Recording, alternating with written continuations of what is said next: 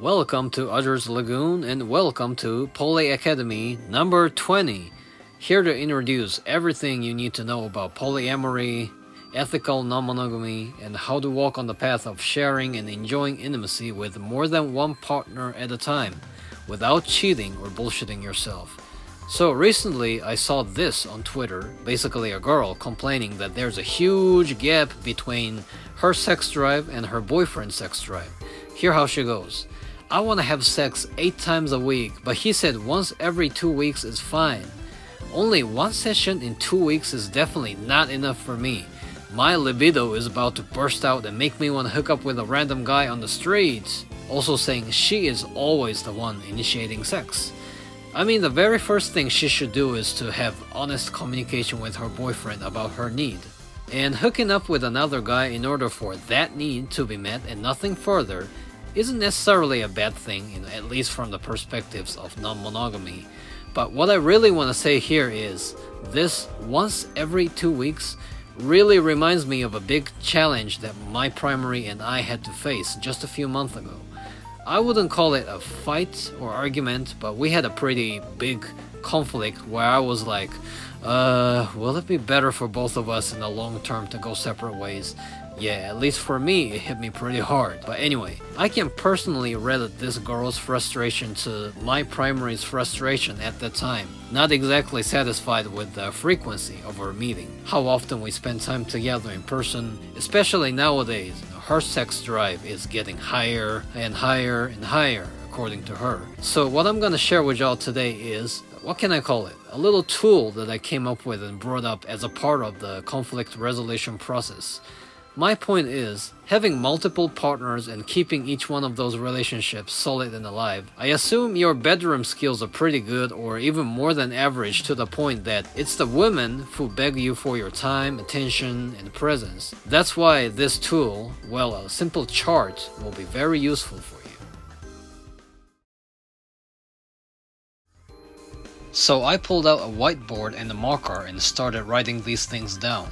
Yes, I went to a 100 yen store and purchased them basically just for this. I would say this should look pretty self-explanatory, but these on left side are how often we meet. And then I told her to write down how she feels about each one, as I do the same, and here's the result. Meeting more than once a week is way too much for both of us.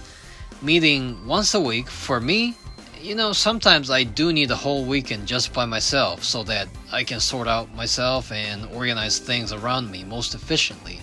For her, basically on the same side, saying seeing each other every weekend leaves no time for either one of us to be able to take care of things at one's own pace. Plus, we don't get to miss each other that much, as I've always said from the very beginning. In order for our relationship to last long in a healthy, happy way, we do need some time to miss each other. On top of all those, we also try to give each other enough space and days to explore intimacy one-on-one with somebody else, since we are, again, non-monogamous. Now that we've figured out twice a week is too much, and every weekend without failing it's still a bit too much. How about every other week, or once every 2 weeks?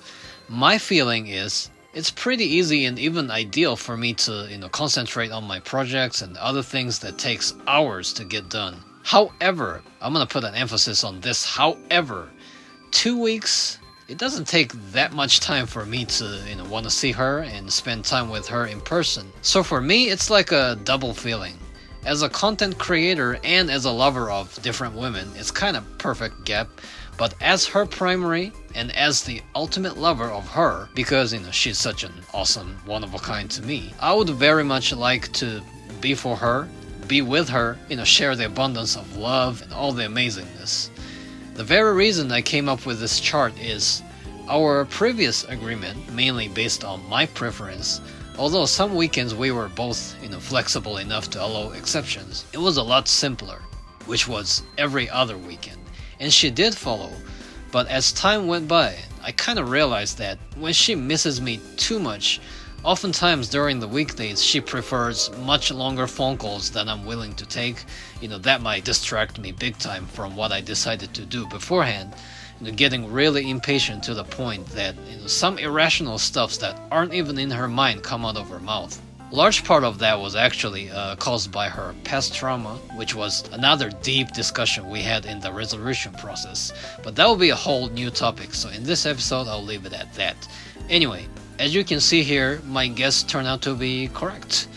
For her, compared to me, is much simpler. 2-week gap, she goes crazy. So, obviously, somewhere in between every weekend and every other weekend is where we ended up going for. Now, she brought in another piece of negotiation using a simplified calendar. So let's say if we decided to skip one weekend, we try our best to spend the following weekend together, which is not much different from before. But like I said, because this gap during the week is way too much for her to endure without my direct presence, we said to each other, in a case like this, how about I come see you somewhere in the middle of the first week? She works Monday to Friday, but my work schedule is actually Wednesday, Sunday off, and work early on Saturday. So at least I can drive to her place after work on Tuesday, stay one night, and half a day on Wednesday to spend together. That way, the following week she won't have to miss me too much until the second weekend. Here's another example.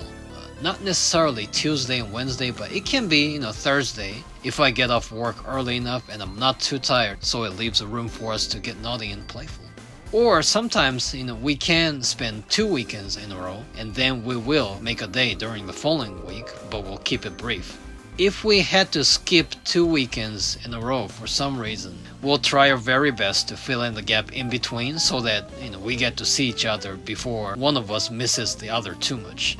Of course, we'll stay flexible and be always open to communicate. But with any of these plans, I can have enough time and days to see some other girls, work on my own shit, and she can do the same. That will be pretty balanced. Some couples can probably stay happily ever after together by spending more than few times a week and also keep all the sex drive happily satisfied.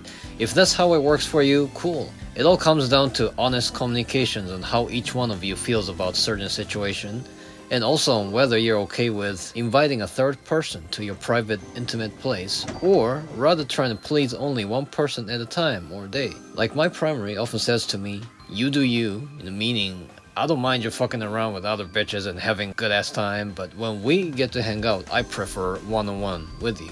If you have multiple partners and all your partners aren't exactly ready to add an extra lover or share pleasure, intimacy, affection, and all the other things with more than one person at a time, then you're gonna have to go through a discussion and a negotiation like what I did with my primary with every one of your girls. If it needs to be done, it needs to be done, so just do it.